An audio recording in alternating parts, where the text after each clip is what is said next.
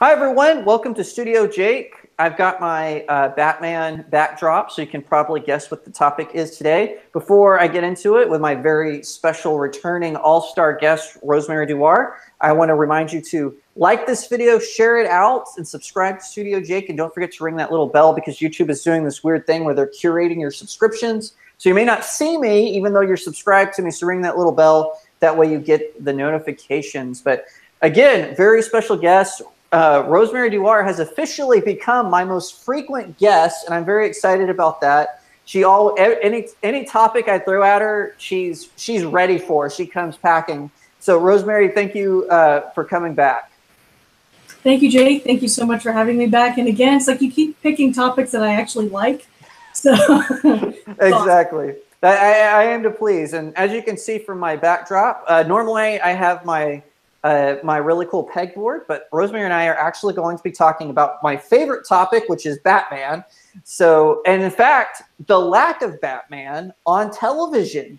It seems that we've got, what's it called? Birds of Prey was a series that came out around the same time as Smallville, I think season 2.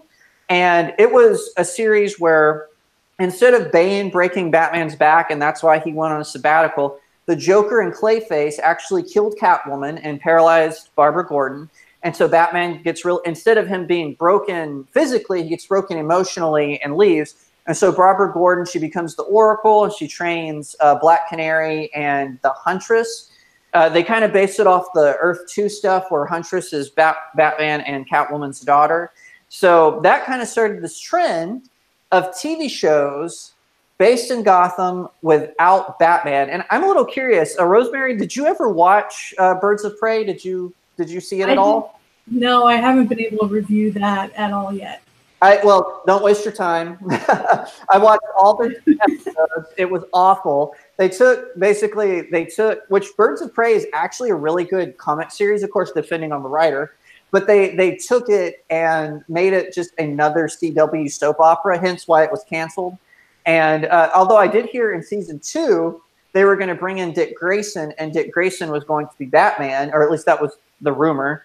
But anyway, that's neither here nor there. But that kind of started this trend. So then we have Gotham, which is supposed to be, which is on Fox. It's Bruce Wayne when he's young, and it's supposed to be how he's getting his training, why he's becoming Batman.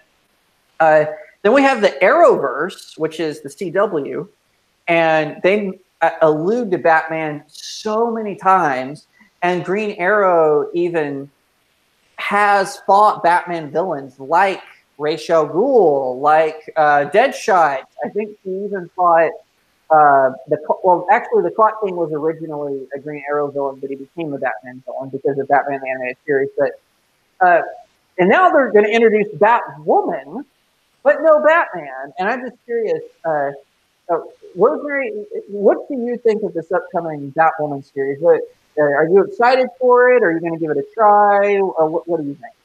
I'll give it a try, but it's like Batman, I don't know. It's like the continuing new comics of like the Batman genre, but still, like you said, no Batman. It's like having a universe without God. Like, what exactly are you doing?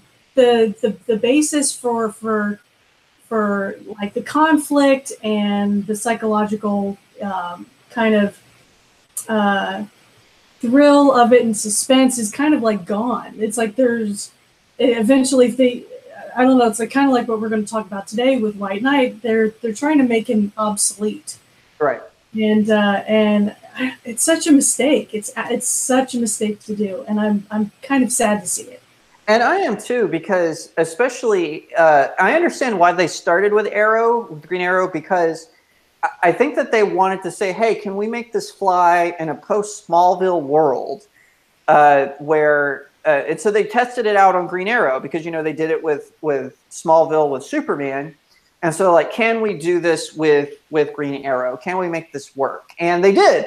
And so then comes along the Flash, who's a little bit more famous. I mean, he's not one of the big 3 of the DC universe, obviously, but he's definitely got some gravitas. And then they did The Legends of Tomorrow, which has Firestorm and Atom and White Canary, Black Canary, the Hawkman, Hawk Whirl, and and then and now and of course Supergirl, and then I hear Superman from Supergirl is supposed to have a spinoff.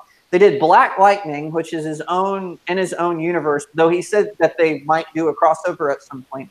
And I'm just going, I'm just going, it seems like there's one thing they lack, and I think people are concerned that they're not going to do it correctly. But I also think it has something to do with the higher ups at Warner Brothers, for whatever reason, think that having a Batman TV show will water down a Batman movie. And I just don't think that's the case, because it seems like Smallville took some of the blame for Superman Returns failure, even though that was just a terrible movie.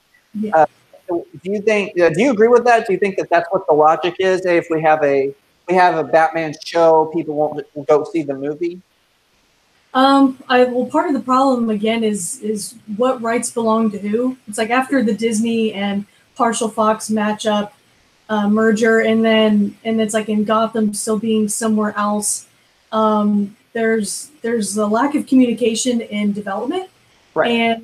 And it's like if they created a good enough villain that could cross over with it, I think it would be something worth looking at. But there's too much all over the place in order for something to be cohesive. And I don't agree that necessarily a TV show would separate or would draw people away from a movie. But at the same time, like the 90s, we kind of got like Batman fatigue. Yeah. And so people it's like, and the timelines are all kind of messed up a little bit. And even some of the alter universes are conflicting. And you're like, what are some of these things supposed to mean? And some of those storylines do need to get cleaned up in order for it to be something that I think this type of public in this generation can really grab onto and want to stick with. Yeah, and I agree with that, because there's this thinking now in the era of Hulu and Netflix and Amazon Prime. One of the things that it has done is now there's like a demand for bingeable content, right? So one of the reasons that Freak of the Week was so popular was because you had to wait a week, right? And so that also that's why people didn't necessarily want cliffhangers, because the show might get canceled and you might not know how it ended. That happened with Firefly and Alphas.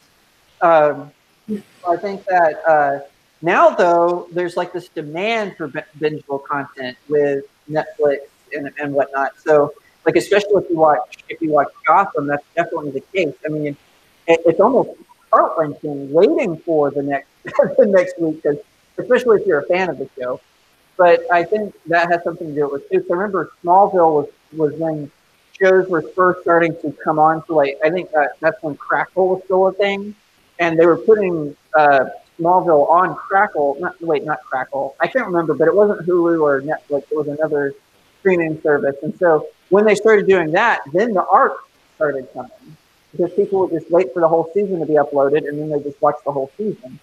And I think that has also changed how we view television. In a way, I kind of miss Monster of the Week. I actually enjoyed those kinds of stories. And I think you can still make a bingeable show based on that format. What do you think? And I'm curious to see, like, is Batman good for like a bingeable show like an Iron Fist or a Daredevil, or do you think Batman should be more like Monster of the Week type series? I mean, I think if you're a good enough writer, anything's bingeable. Like you could obsess over one episode in any show over and over again and kind of figure out Easter eggs and see how it connects to the rest of the story. But I feel like there's a lack of talent. Mm-hmm. But again, it's like if there was consistent writing that actually held to a core somewhere, I think it would be bingeable regardless. I don't think necessarily you have to write for bingeable content. Just write something good, and it'll stick. And that's true. And we're seeing, and that's one thing that I said, that one of the reasons why I stuck through Gotham's very terrible first season was because Bruno Heller is actually a good television writer. And although I'm not really crazy about how he does this new format where every character has an arc. That kind of bothers me about Gotham, but it keeps my attention enough where if there's a character that I like, I'll sacrifice the 10 minutes of screen time that the characters I don't like get. So that doesn't really bother me.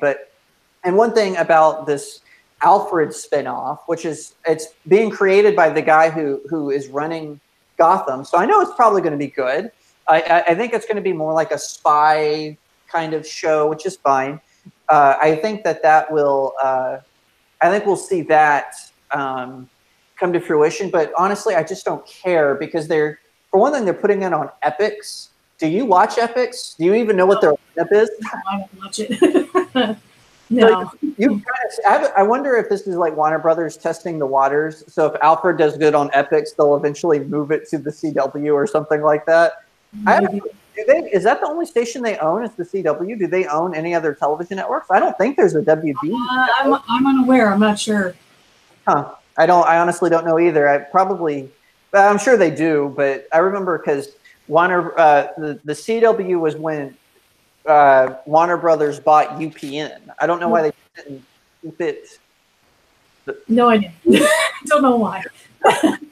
But yeah, and that was kind of a thing when they bought UPN. They absorbed. You can definitely see a shift in programming at the WB when they absorbed UPN because the WB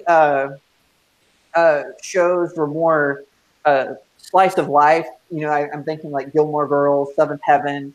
The dramedies, and then when the UPN comes in, well, what's UPN known for? Sitcoms and soap operas. So then that's when you get the change in content. Yeah. But anyway, the one thing I thought about is like if they had someone who was a good showrunner, and no names pop into my brain, but I agree with you. I think the writing could be good. And this is an awkward segue, but unless the Russians are coming, because Disney seems to be blaming the Russians for everything, all of their problems. Yeah. So the most recent one, of course, we know. Now, the Russians really did do this. There is proof that the Russians kind of ginned up some hate toward The Last Jedi. There actually is like some sort of analysis that proves this.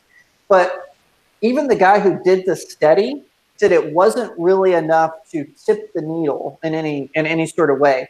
But the truth is, Last Jedi is just not a good film, and they took this and run with it. Do you think that people bought that explanation, or do you think everyone was like, "Oh, you're not fooling anyone"? I mean, probably the absolute diehard fans that wanted to see it succeed probably bought it, but The Last Jedi did the exact same thing the White Knight has done to Alfred. Right. They killed him. They've killed Solo. They've killed a spirit of the original story that will not come back. And there's nothing that they can do to alter that reality now, that canon. And again, the problem is writing, and you have this thought process that just kind of continues to run through Hollywood for the past 2 decades. Of kind of this nihilism, nothing really matters, but drama, we want to still see things blow up, we still want to see people have sex, and that's about it. And then it's like and then like the hype is gone. And it's like, well, we didn't really see anything change. It's kind of like a Clockwork Orange type thing where it's like you just see a whole bunch of weirdness happen and like mind control maybe.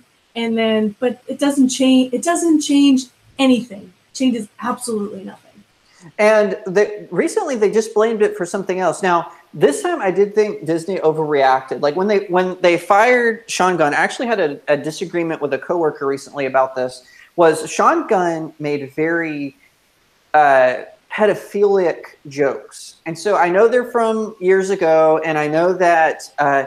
He apologized for them when he was first hired to do the first Guardians of the Galaxy, but he was a jerk. And some people says, "Hey, well, I might be you're a jerk. So here's all these pornographic tweets at children you made." And so Disney hired him. It's an image issue, or fired him. I'm sorry. Then they fired this comic book writer because he was saying like all like these nasty things about comic gate people and whatnot. And I used to be a comic book gate skeptic, but after reading, especially what Mindy Willard goes through, what Mike Barron goes through, now I'm kind of a true believer in comic gate. So I guess I'm coming out of the closet as a comic gate person. But one thing I thought that they did overreact a little bit to that, because he didn't say anything against children. That's where I draw the line, is with children. So what do you think? Do you think they did the right thing firing him, or because I think he wrote one of the Star Wars comic books, but I can't remember which one. Yeah. Do you think they did the right thing firing him, or do you think it was a little bit of an overreaction? Because this is something else they blamed the Russians on. They said, "Oh, well, Russian bots told us to fire him." It's like, oh my gosh. I mean, I wasn't happy that he was on Guardians of the Galaxy in the beginning. I don't think. I meant the comic book writer, not Sean Gunn. Oh, Sean, yeah. But I don't know. It's sometimes you don't get to choose when your karma comes, even if it comes twice. So I don't know. It is a little bit of an overreaction when there's no one else saying like, well, he actually did that to me, type thing. Again, it's one of those things where you kind of have to let it step back and let the fire die down before you can reinsert leadership. But it's sad to see, but it's like, it was still gross and wasn't that great. And sorry if the people that want to give you a paycheck now don't like it.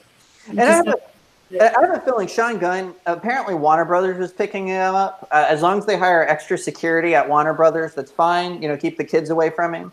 Right. But as far as this comic book writer, his name is escaping me. I just really feel like that was an overreaction by Marvel Comics and Disney, because Disney owns Marvel Comics now. That's why I'm using them interchangeably.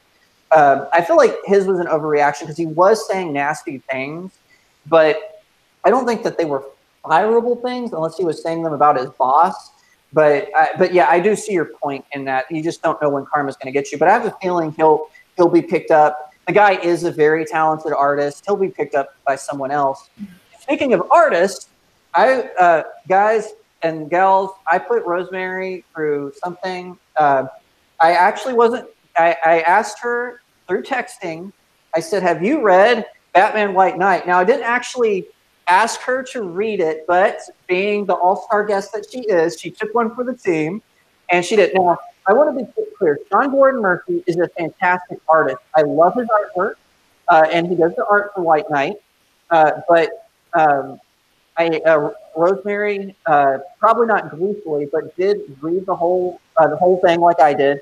And so, just to tease next week, I'm going to do a full breakdown of White Knight and why I didn't like it. But I want to get Rose. Now, she hasn't told me anything ahead of time other than one thing. So she's going to tell me whether she thinks I'm wrong or not, and or if she agreed with me. So, Rosemary, I'm going to let you take it away. What did you think about Batman White Knight? Which I know you've dropped some hints, but I'm going to let you take the floor. Right.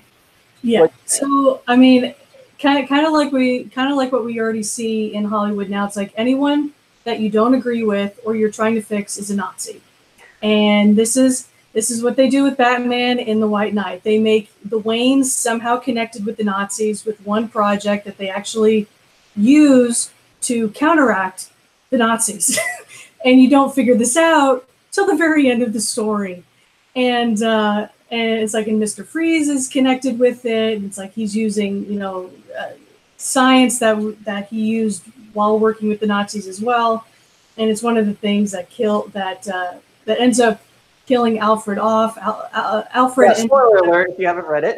Yeah, big time spoiler alerts happening. But Alfred sacrifices himself again for Batman for the final time, and it's really sad to see Alfred go. He is that father figure that Batman, Bruce Wayne, needed throughout his entire life. But Harley Quinn, or Dr. Harley Quinzel, she's like, well, I've got to break up this stalemate between the Joker and Batman, and she fails miserably, and somehow she's supposed to be seen as this hero or something. And and Jack Napier, who is Joker, is like, well, I have uncovered all of this corruption that's going on in hiding the amount of damage that Batman / Bruce Wayne is made. And complete opposite, Bruce Wayne ends up paying back for every piece of damage he ever created. It's not even coming out of the taxpayers of Gotham. So it's an entire saga of nothing but useless drama that didn't change anything. Didn't change anything. Quinzel is still a horrible psychotherapist. Horrible. Joker is still Joker, and Batman is still Batman, and everyone else just kind of gets over it. So I'm just like, what? I feel like it's a whole arc of nothing. It's kind of like I don't know if you've read Spider-Man's One Day More. Oh yes, I have. Yes. The whole thing ends up becoming a dream. A whole bunch of things that don't mean anything. They did it with Batman, and I just no, it's so bad. And one relief we have is it's on. Originally, it was an Elseworld, but they moved it to the Black Label, so it's not canon. So we at least have that in mind. Yeah. So. But nice save, guys.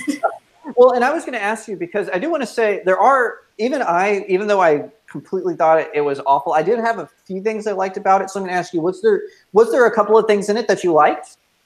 The Barbara is Batgirl is probably one of the most logical people in it. Mm-hmm. And it's like, and she ends up calling out other people on the crow, and I'm like, she still got it. Thank God, everyone still has it. And Dick Grayson just has this still big chip on his shoulder from not being like the #1 Robin in Batman's life, so he can get over it. And it was kind of, I was also sad to see Gordon really think that he had it all figured out without Batman. Mm-hmm. And I mean, at the end they reconcile, but it was just like, you guys have been working together so long. I don't know why you would even chance that type of the relationship when it came to Gotham. I thought that was a mistake, but I'm still happy with Barbara. She did a good job. Yeah, and again, I want to be clear. Sean Murphy, he's a fantastic artist. I love the artwork in it. He did a fantastic job. I love how he did this illustration is of kind of the modern Batmobile. And whatnot. And one thing I will say, just to tease my next week when I do the breakdown, one thing that people were saying, like on Comic Book Resources and Comic Book Online and the Nerdist, was that it was so original. I'm like, it's not original at all. It takes from like so many different sources that it seems original, but really, if you're a nerd like me, you know that it actually is stealing from a lot of other, I won't say stealing, I'll say it's taking inspiration from a lot of other writers and artists. But anyway, like I said, well, that was just a little taste.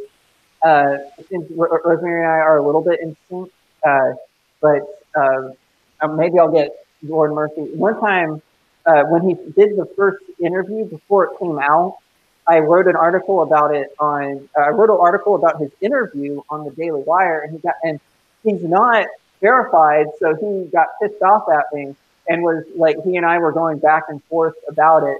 So I said, he was saying, nothing is as it seems. I'm like, dude, I'm going by what you said in the interview. I think it was with Wired magazine. I'm like, I'm going by what you said in the interview. That's all I have to go on. I'm not just making stuff up.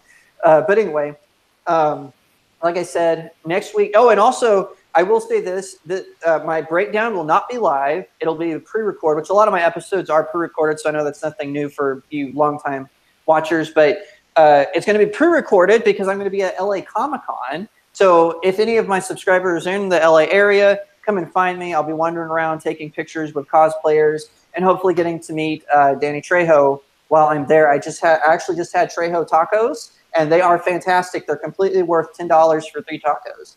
But anyway, so I've got a curveball question for Rosemary. This is how I've started to end all my interviews. So I'll ask a curveball. Oh, one thing I wanted to ask before I get to the curveball, I forgot. I wanted to bring this up. Iron Fist and Luke Cage, were you a fan? And what do you think about the cancellations? I really didn't get to watch them long enough to get into them, so it's like I don't really know what I'm missing, unfortunately. Oh, that's fair. So yeah, it's like I'd have to go back and even see if I liked it. I think I've only seen 2 or 3 episodes from either, so I'm like, I don't know. I don't know if I like it or not. A lot of conservatives were hating on season 1 of Luke Cage. And while there was a little bit of the identity politics, it was more like scenes where you rolled your eyes as opposed to go, oh, I can't believe they said that. So I appreciated that. I'll watch it. I'll watch it if it's an eye roll. I'll stop watching it if it's a constant gag. But anyway, so okay, now to the curveball question. If you were casting a possible Batman show, whether on the CW or Fox, depending on the rights, as you said earlier, who would you cast to play Batman? Well, you kind of already know since you've been watching my tweets for the past month. My fantasy Batman period is Scott Adkins. And if you don't know who he is, I think he plays Lucian in Doctor Strange, and then he's done a lot of like martial art B movies. But his skill is phenomenal. And I think, what was one of those really corny ones he did? I think he did like Ninja Assassin like 4 years ago. And it's corny, but it's good. Like it's so corny in a good way. And if I had to pick a director for it, it would probably be someone like Chad Stahelski from John Wick. So nice. that I think would be a very fun mashup. But yeah, Scott, please, someone somewhere, please make Scott Batman, because that would be awesome. And for some of you might remember, if you're an action movie junkie, he was in Expendables 2. He with Jean-Claude Van Damme. He was Jean-Claude Van Damme's kind of muscle, which was kind of funny because I'm like, the movie has Jean-Claude Van Damme. Why does he need muscle? Right. But yes, that is actually a really good choice. He didn't make my top 10, not because I disagree with you. I just didn't think about him at the time. Kind of like John Hamm. I actually think John Hamm would do a good job, although Kevin Smith likes him, and everyone who knows me know I don't like Kevin Smith. The only movie I thought was kind of enjoyable was Cop Out, and even that's a terrible movie. So, but anyway, neither here nor there. I mean, he's also good as in Baby Driver as a half villain. That's right. I forgot he was in Baby Driver. That's right. Oh, and he was in Live Free or Die Hard. He had a cameo in that. Live Free or Die Hard, and then he was also in the latest Lebanon or Beirut. I haven't seen that. Beirut. For anyone who likes the Lebanon Israeli stuff, go watch Beirut. It's good. There you go. All right, Rosemary, where can people find you? You can find me on Facebook, Instagram, and Twitter, all at RLYNND1. And of course, you can find me on Twitter at RollJacobAiry. My Facebook is Author Jacob Airy. Go head over there and give me a like. Help me get to 500 likes so I can get verified. Also, you can find me on Instagram. It's real.jacob.airy. And just so y'all know, a few of my fans have said, why are you doing that? You're not verified. Why are you calling your... It's just ironic. It's just, lay off. It's just ironic. And then, of course, you can find my political writings on dailywire.com, my blog, jacobairy.blog. I want to thank everyone. I reached 4,200 subscribers.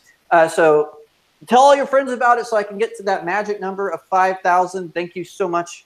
I appreciate it. Be sure to like this video, share it out, and also give Rosemary a follow on Twitter. We'll see everyone next week right here on Studio Jake.